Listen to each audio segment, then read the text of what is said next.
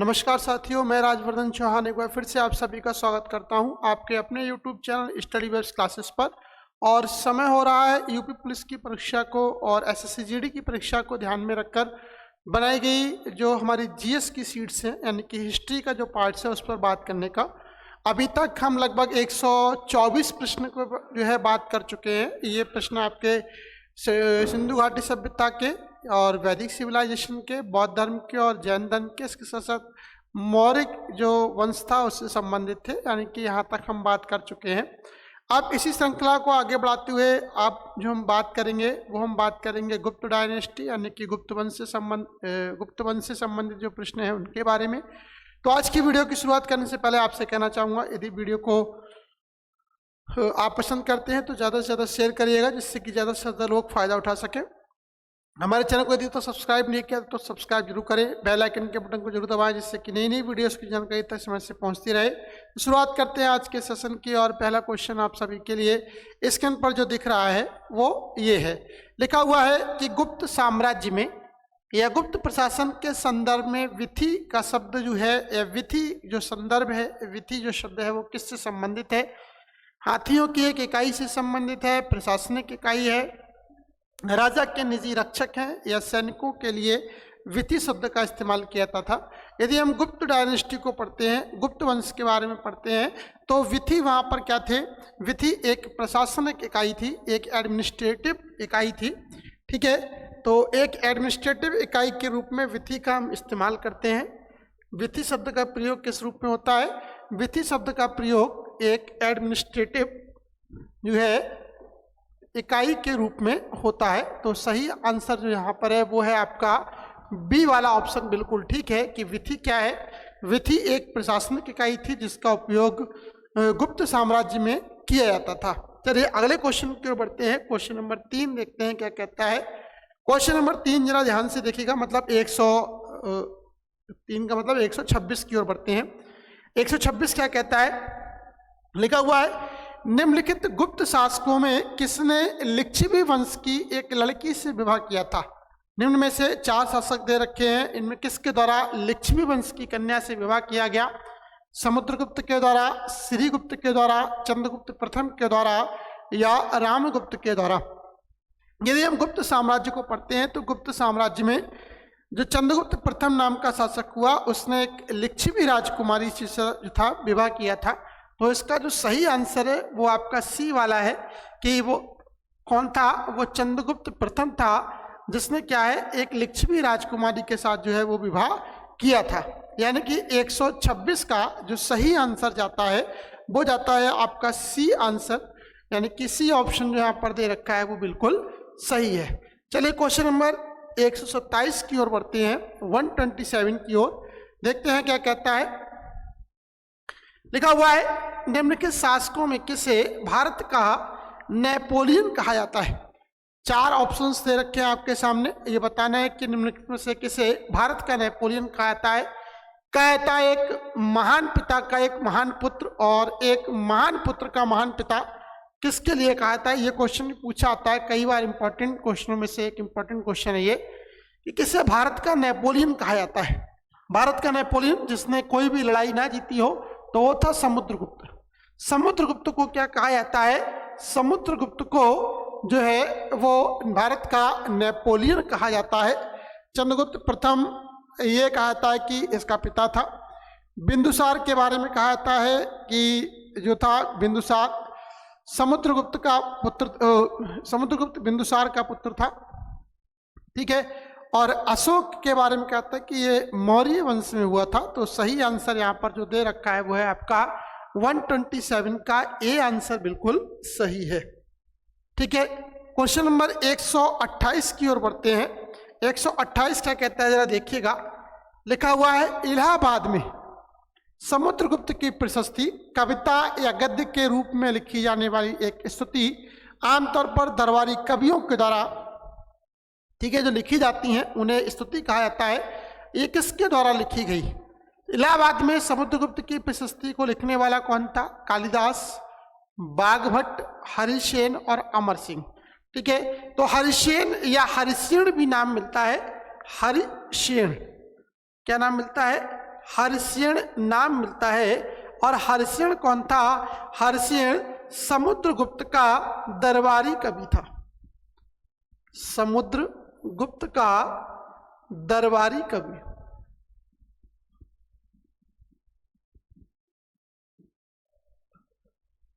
इसके द्वारा क्या लिखी गई थी? इलाहाबाद में एक प्रयाग प्रशस्ति की रचना की गई थी।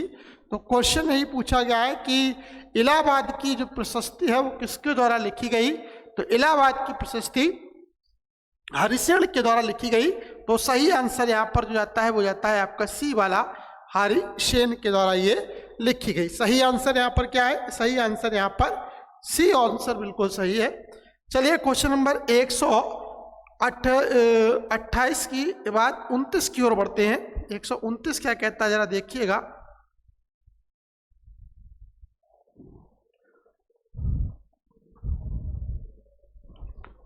लिखा हुआ है वाकाटक साम्राज्य की रानी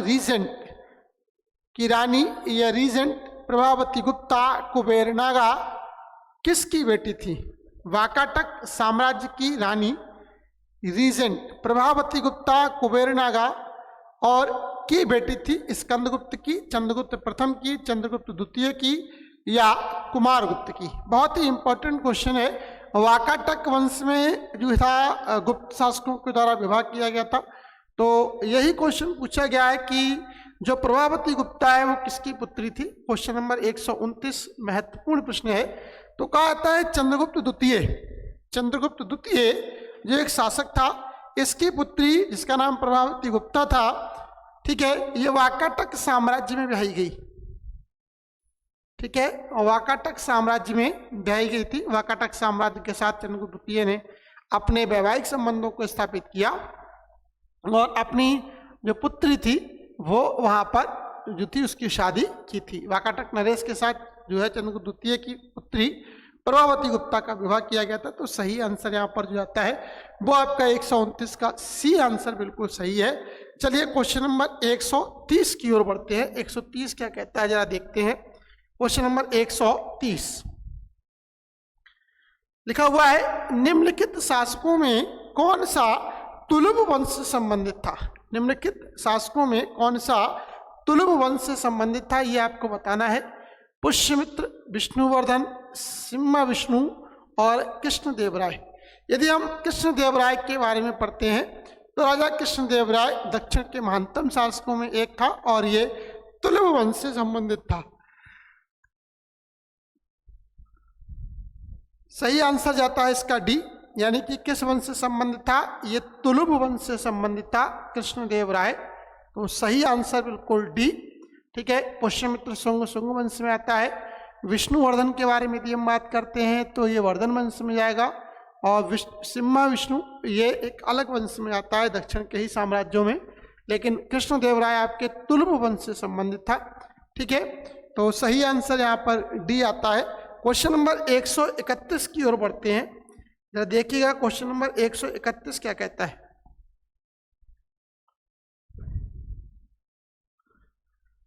लिखा हुआ है किस स्तंभ शिलालेख में समुद्रगुप्त की उपलब्धियां दर्ज हैं जैसे उसकी विजय के लिए भारत का नेपोलियन कहा जाता है? मतलब आपको यह बतलाना है कि किस स्तंभ लेख में समुद्रगुप्त की विजयों का उल्लेख किया गया है।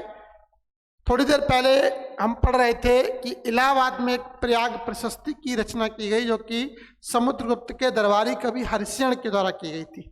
तो वही क्वेश्चन है कि वो कौन सा शिलालेख है? लौह स्तंभ है, सूर्य स्तंभ है, विजय स्तंभ है या इलाहाबाद का स्तंभ है? तो इलाहाबाद की जो प्रयाग प्रशस्ति है एक स्तंभ लेख कहें कि इस पर खुदी हुई है और इसकी रचना करने वाला कौन था? आपका मैंने पहली था जिसका जो दरबारी कवि था जिसका नाम था आपका हरिसेन,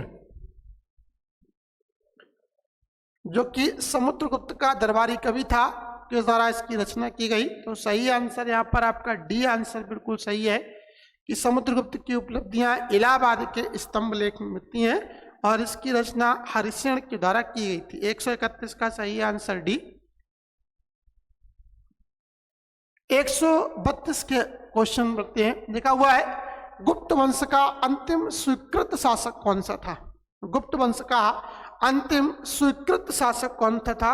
132 का समुद्रगुप्त है, विष्णुगुप्त है, बिंबिसार है या अशोक है। यदि हम गुप्त डायनेस्टी को पढ़ते हैं तो गुप्त वंश का अंतिम जो शासक हुआ वो आपका विष्णुगुप्त हुआ। ठीक है, विष्णुगुप्त जो था गुप्त वंश का अंतिम शासक था और बाद में गुप्त वंश के पराभव के साथ ही नए राज्यों का उदय हुआ जिनमें मौखरी वंश था। ठीक है, कन्नौज का मौखरी वंश, थानेश्वर का पुष्यभूति वंश हो गया, मौखरी वंश हो गया, गहरवाल वंश हो गए, ये सारे वंश निकलकर सामने आए। तो इनमें जो गुप्त वंश का अंतिम स्वीकृत शासक माना जाता है वो विष्णुगुप्त को माना जाता है। 132 का बी आंसर बिल्कुल सही है। चलिए 133 की ओर बढ़ते हैं। क्वेश्चन नंबर 133 क्या कहता है जरा देखते हैं। क्वेश्चन नंबर 133 लिखा हुआ है, गुप्त शासकों ने नामक एक शुल्क लगाया था जो एक हल कर था जिसका भुगतान हर उस किसान के द्वारा किया जाता था जिसके पास हल हुआ करता था। उस शुल्क का नाम क्या था? हिरण्य था, हिरण्य था, कर था, शुल्क था या हल्व करता। क्वेश्चन नंबर 133 की बात कर रहा है तो हिरण्य कर, शुल्क और हल्व कर इनमें से कौन सा ऐसा कर था जो कि उस किसान पर लगाया जाता था जो कि हल को रखा करता था? तो जो डी वाला ऑप्शन है हल्व कर, ऐसे लोगों पर लगाया जाता था हल को रखा करते थे, जो हल को रखने वाले किसान पर, हल को रखने वाले किसान पर यह कर लगाया जाता था। हल को रखने वाले किसान पर जो कर लगता था उसे हम हल्व कर बोलते हैं और यह गुप्त साम्राज्य में लगाया जाता था। चलिए क्वेश्चन नंबर 134 की ओर बढ़ते हैं, 134 की ओर देखते हैं क्या कहता है। लिखा हुआ है, 3वीं शताब्दी में वाकाटक वंश का संस्थापक कौन था? वाकाटक वंश का संस्थापक आपको बतलाना है। नागभट्ट था, विंध्यशक्ति था, प्रवरसेन था या रुद्रसेन था। 134 क्वेश्चन बहुत इंपॉर्टेंट। यदि हम 3वीं शताब्दी में वाकाटक वंश के संस्थापक की बात करते हैं तो 3वीं शताब्दी में वाकाटक वंश का जो संस्थापक था वो था आपका विंध्यशक्ति। कौन था? विंध्यशक्ति इसका सही आंसर है। बिल्कुल सही आंसर आपका बी है कि 134 का सही आंसर भी विंध्यशक्ति के द्वारा क्या है? वाकाटक वंश की स्थापना की गई थी। सही आंसर बी है। 135 की ओर बढ़ते हैं। निम्नलिखित में कौन एक गुप्त शासक था? बिम्बकडफिसिस, विक्रमादित्य, घनानंदा और कनिष्क। 4 महत्वपूर्ण राजा भारतीय इतिहास में। यदि हम बात करते हैं बिम्बकडफिसिस की, भारत में कुषाण शक्ति का संस्थापक यानी कि कुषाण वंश से संबंधित था। विक्रमादित्य के बारे में बात करते हैं तो ये चंद्रगुप्त द्वितीय के नाम जो है विक्रमादित्य की उपाधि को धारण करने वाला ये गुप्त साम्राज्य है। धनानंदा या घनानंद की यदि हम बात करते हैं तो ये नंद वंश से संबंधित था।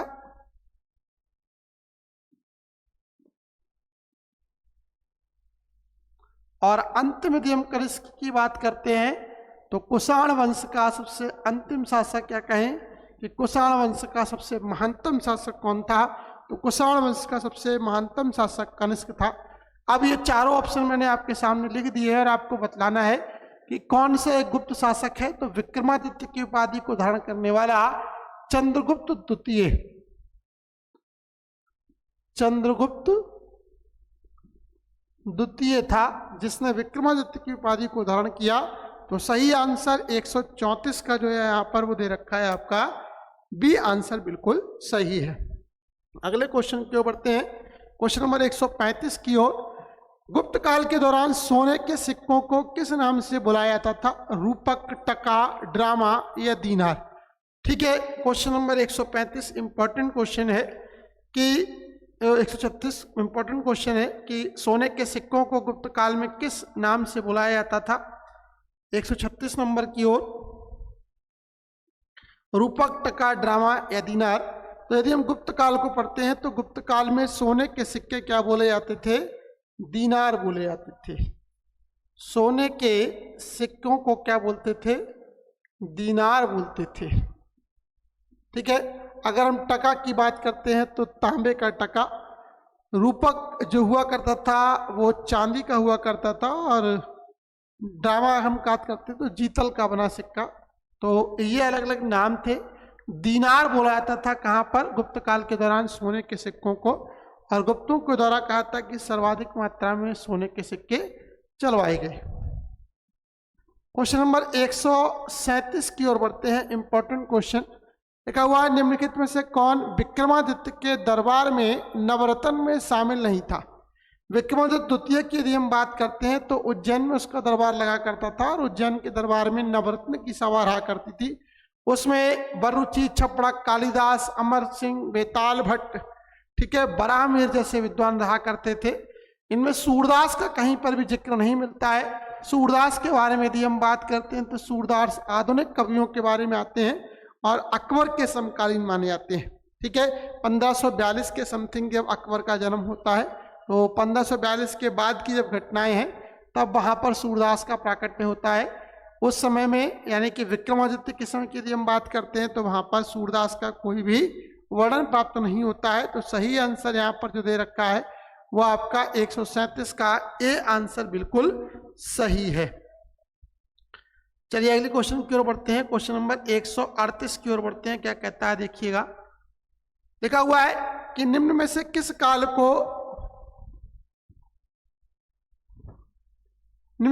काल को भारतीय इतिहास के स्वर्णिम काल के रूप में परिभाषित किया गया है? यदि हम भारतीय इतिहास की बात करते हैं तो अलग अलग कालखंडों को अलग अलग इतिहास का नाम दिया गया है।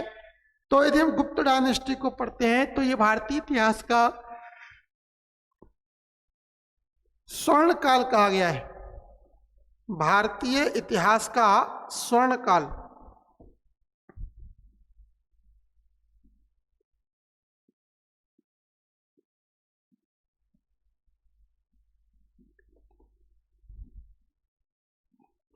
भारतीय इतिहास का स्वर्णकाल किसे कहा जाता है? भारतीय इतिहास का स्वर्णकाल जो है गुप्त काल को कहा जाता है। तो इसे आपके स्वर्ण काल के रूप में परिभाषित किया गया है। सही आंसर 138 का जो है वो सी है। ये गुप्त डायनेस्टी क्या है? भारतीय इतिहास का स्वर्ण काल के नाम से फेमस थी।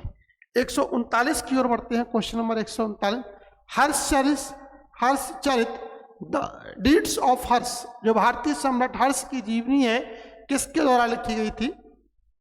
बाणभट्ट, स्वामी शिवानंद, वाल्मीकि, रविन्द्रनाथ टैगोर। आधुनिक कवियों में रविन्द्रनाथ टैगोर आते हैं, इनका नाम नहीं आता। गीतांजलि पुस्तक है। वाल्मीकि की यदि आप बात करते हैं तो रामायण आती है, इनकी गीतांजलि है। बाणभट्ट की यदि हम बात करते हैं तो हर्षचरित आती है। ठीक है, स्वामी शिवानंद यहाँ पर आंसर गलत है। तो सही आंसर जो यहाँ पर जाता है वो ए वाला जाता है कि किसके द्वारा लिखी गई थी? बाणभट्ट के द्वारा जो है उसका जो दरबारी कविता है उसने हर्षचरित की रचना की थी। तो सही आंसर 140 का जो जाता है वो आपका ए जाता है। चलिए क्वेश्चन नंबर 141 की ओर बढ़ते हैं। लिखा हुआ है बाणभट्ट जो अपने साहित्यिक कार्यों के लिए प्रसिद्ध है कि शासन काल के दौरान फला और फूला। बाणभट्ट किसके शासन काल में फला और फूला? तो थोड़ी देर पहले भी हम बात करते, बाणभट्ट हर्ष का दरबारी कवि था, यानी कि हर्षवर्धन के शासन काल में ही वो फला और फूला था। तो सही आंसर इसका दे रखा है, जो डी वाला आंसर दे रखा है, हर्ष के शासन काल में वह फल फूला। तो हर्षवर्धन का शासन काल बाणभट्ट के लिए जो है जाना जाता है, या बाणभट्ट जैसा कवि हर्ष के जो था राज दरबार में रहा करता था। सही आंसर यहाँ पर जो दे रखा है वो आपका डी दे रखा है। 142 क्वेश्चन की ओर बढ़ते हैं। 142 नंबर क्या कहता है देखिएगा, लिखा हुआ राजा शशांक जिसके खिलाफ हर्षवर्धन ने युद्ध की घोषणा की वह कहाँ का राजा था? कान्यकुब्ज का था, जूनागढ़ का था, ठीक है, या आपका मगध का था, या गौड़ का था? तो शशांक के बारे में कहता है शशांक गौड़ नरेश के नाम से विख्यात था। गौड़ की यदि हम बात करते हैं तो आधुनिक उड़ीसा का जो क्षेत्र है वह वहाँ का राजा था। तो क्वेश्चन यही पूछा गया कि शशांक कहाँ का राजा था? शशांक गौड़ राजा था। शशांक के द्वारा ही कहा था कि पवित्र बोधि वृक्ष को कटवाकर गंगा में फेंकवा दिया गया था। तो ये एक बौद्ध धर्म के विरुद्ध जो था वो एक शासक था शशांक। तो 141 का जो दे रखा है वो सही आंसर है आपका डी। चलिए 142 की ओर बढ़ते हैं। क्वेश्चन नंबर 142 क्या कहता है जरा देखते हैं। क्वेश्चन नंबर 142 लिखा हुआ है, थानेश्वर से शासन करने वाले पुष्यभूति वंश के संस्थापक थे वर्धन, चेर, पांड्या या चालुक्य। यदि थानेश्वर की बात करते हैं तो थानेश्वर कहाँ पर है? हरियाणा में है। थानेश्वर कहाँ पर है? हरियाणा में है। और यहाँ से क्या था, यदि आप पढ़ेंगे तो पुष्यभूति वंश या वर्धन वंश की नींव पड़ी। पुष्यभूति वंश या वर्धन वंश कहाँ से संबंधित है? पुष्यभूति या वर्धन वंश। पुष्यभूति या वर्धन वंश थानेश्वर हरियाणा से संबंधित है। थानेश्वर से संबंधित है।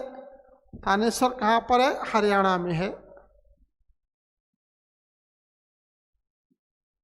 बाद में इन्होंने अपनी राजधानी को कहाँ स्थानांतरित कर लिया? कन्नौज में स्थानांतरित कर लिया। ये क्वेश्चन पूछा आता है कि पुष्यभूति वंश की राजधानी कहाँ पर थी? पुष्यभूति वंश की राजधानी थानेश्वर में थी प्रारंभ में, बाद में वो हरियाणा शिफ्ट हो गई। यानी कि 143 का जो सही आंसर है वो कौन सा है आपका? ए आंसर बिल्कुल सही है। वर्धन वंश यहाँ का सही आंसर आएगा। 143 का ए आंसर बिल्कुल सही है, वर्धन वंश। चलिए क्वेश्चन नंबर 144 की ओर बढ़ते हैं। क्वेश्चन नंबर 144 लिखा हुआ है, हेन सांग जिसका स्वागत तीर्थयात्रियों के राजकुमार के रूप में किया गया था वह सम्राट के शासन काल में आया था। हेन सांग तीर्थयात्रियों का राजकुमार के नाम से फेमस। ये जो था वो हर्षवर्धन के शासन काल में आया था। तो अशोक, समुद्रगुप्त और विष्णुगुप्त ये यहाँ पर गलत आंसर है। सही आंसर कौन सा है? हर्ष। हर्ष के शासन काल में कौन आया था? हेन सांग भारत आया था। और हेन सांग कौन था? एक चीनी राजकुमार था, चीनी तीर्थयात्री।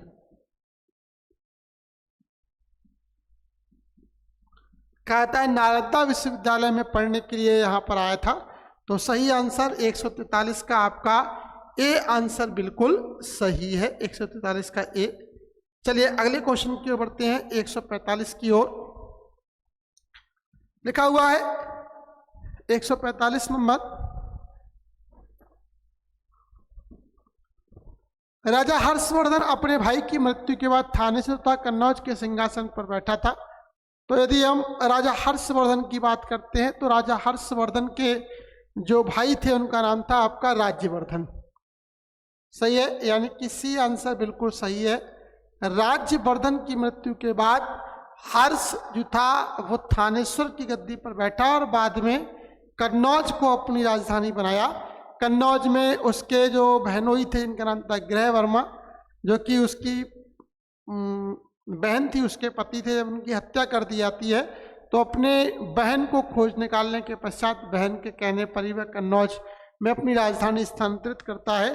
तो राजा हर्षवर्धन अपने भाई किसकी, राज्यवर्धन की मृत्यु के पश्चात क्या है, जो है थानेश्वर और कन्नौज के सिंहासन पर बैठते हैं। सही आंसर 145 का सी।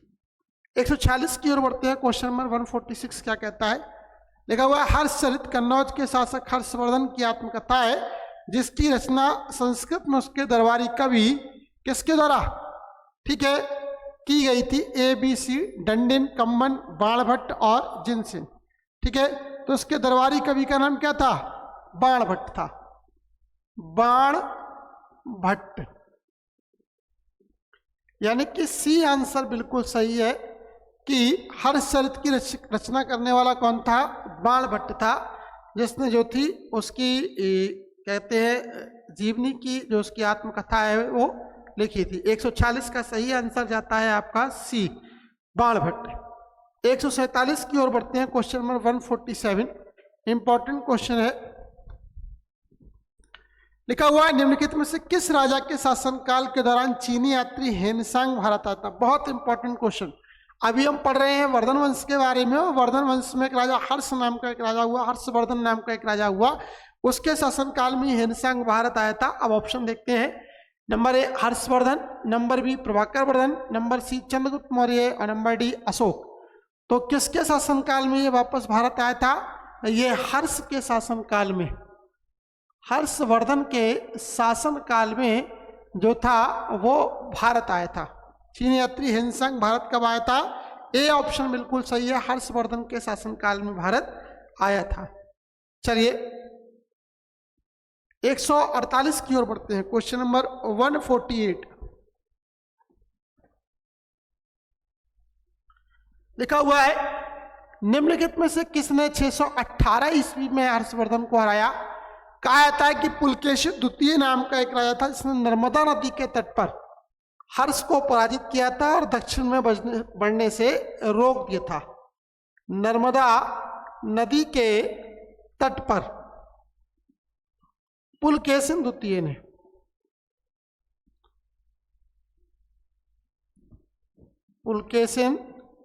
द्वितीय ने उसे हराया था।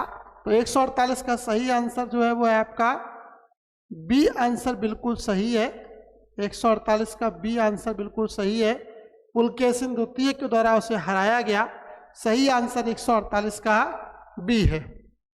चलिए 149 की ओर बढ़ते हैं। क्वेश्चन नंबर 149 देखते हैं क्या कहता है। देखा हुआ चीनी यात्री हेनसांग ने किसके शासनकाल में भारत का दौरा किया था? थोड़ी देर पहले भी क्वेश्चन नहीं था, तो सही आंसर मैं इसका पहले ही बोल चुका हूं, डी आंसर बिल्कुल सही है। हर्षवर्धन के शासनकाल में जो था चीनी यात्री हेनसांग ने भारत का दौरा किया था। आज के अंतिम क्वेश्चन की ओर बढ़ते हैं। 150 नंबर लिखा हुआ है बाणभट्ट निम्न में से किस भारतीय राजा का दरबारी कवि था? तो हम शुरू से कह रहे हैं कि बाणभट्ट के द्वारा हर्षचरित नामक एक पुस्तक लिखी गई है जो कि सम्राट हर्षवर्धन से संबंधित है। यानी कि हर्ष जो था, हर्ष के दरबार में बाणभट्ट रहा करता था। तो ये किसका दरबारी कवि था? हर्षवर्धन का दरबारी कवि था। तो ये थे आज के 25 क्वेश्चंस जो कि आपके गुप्त और वर्धन वंश से संबंधित थे। आशा करता हूँ आपको ये वीडियो पसंद आई होगी। यदि आप इस वीडियो को पसंद करते हैं तो ज़्यादा से ज़्यादा शेयर करिएगा, जिससे कि ज़्यादा से ज़्यादा लोग इसका फ़ायदा उठा सकें। आज के लिए फिलहाल इतना ही। मिलते हैं कल की वीडियो में कुछ नए क्वेश्चंस के साथ। तब तक के लिए धन्यवाद। जय हिंद, जय भारत।